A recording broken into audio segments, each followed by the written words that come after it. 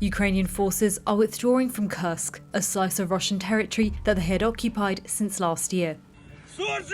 Ukraine had seized parts of the western Russian region in a surprise incursion and had hoped it would give them leverage in any peace talks. Taking back Kursk has been a key aim for Russian President Vladimir Putin since the Ukrainians launched the operation in August last year. It was embarrassing for him. He was the first Kremlin leader since Stalin to face a large-scale military operation inside his own territory. So this was really important for him to try to push the Ukrainian forces out. At the time, Kyiv touted the push into Russia as a way to boost Ukraine's negotiating position in case of peace talks. Russia threw vast resources into trying to retake Kursk, with analysts estimating that 70,000 soldiers were involved. Despite being a relatively small operation, experts describe it as significant, with both sides suffering losses. Moscow also deployed some of its best units to the region, as well as more than 10,000 North Korean troops. After a while, the size and the mass of the Russian forces began to have an effect. They squeezed the Ukrainians, the area of territory they were holding on to. They wore them down, they ground them down. Eventually, what they managed to do was quite quickly over the past couple of weeks, they moved to cut off the supply lines to the last troops, which were holding on to the town of Sudzha and other villages around there. And with the supply lines cut off, the Ukrainians were really left with little choice but to retreat. Ukraine's loss of its foothold in Kursk marks a significant defeat for Kyiv. Before Ukraine started this offensive, partners and Ukrainians wondered whether the Ukrainian military really had the capacity in terms of men and equipment, but also the vigour to mount an offensive operation, and certainly something as unorthodox as an invasion of Russia, the likes of which had not been attempted since World War II. So again, that comes down to morale and to be able to show we're still capable of doing these kinds of operations. Ukraine captured hundreds of prisoners, some of which they were able to swap for their own men who were in Russian captivity, and Ukrainian commanders said they had indications that Russia was planning its own offensive across the border, and so Ukraine's offensive into Kursk prevented that offensive from taking place. So it's hard to judge the success or failure of this operation in terms of taking and holding and then losing this land. Obviously, in the negative column for Ukraine as well is the loss of some of their best troops and some good equipment. They sent some of their best forces, best equipped forces up there. Some air assault units, they were among the elite forces of the Ukrainian army. They suffered losses up there, and they were therefore unable to put these guys into the fight elsewhere on the front line.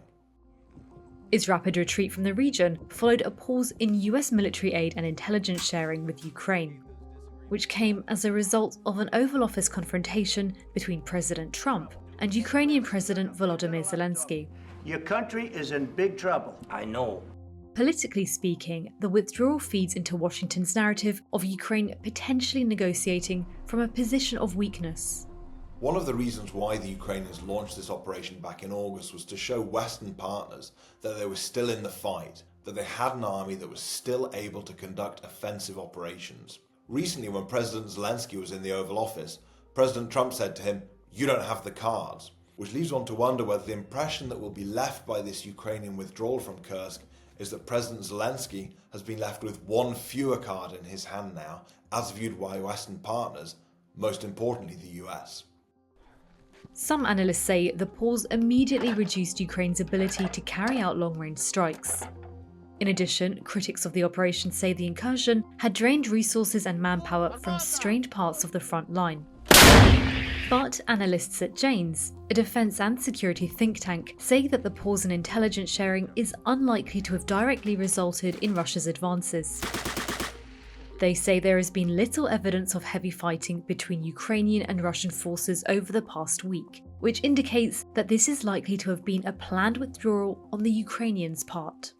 The Russians with their North Korean allies were already on the front foot in Kursk before the military supplies and some of the intelligence that the US was providing to Ukraine was paused, so the impact was actually quite small. But I think there's another important point here, which is the effect on the morale that this kind of news coming from Ukraine's most important backer can have. Now, morale, of course, is something that's hard to quantify. It's not like we're talking about number of rounds, ammunition, provision of satellite imagery, but it's something that analysts consistently mention, and you hear it from soldiers on the ground as well as being a big concern. The effect of an unclear level of support from Ukraine's main backer. While it's now been restored, it's unclear how long that's going to be for. Ukraine has had success elsewhere on the front line. It has managed to stall some Russian advances and gained ground in the east. But following high-level talks with US officials in Saudi Arabia, Kyiv says it is ready to accept a 30-day ceasefire. However, Russian President Vladimir Putin said Russia wouldn't agree to an immediate end to the fighting in Ukraine, adding that any pause in the fighting at this point would only be in Ukraine's favor. Мы согласны с предложениями прекратить боевые действия.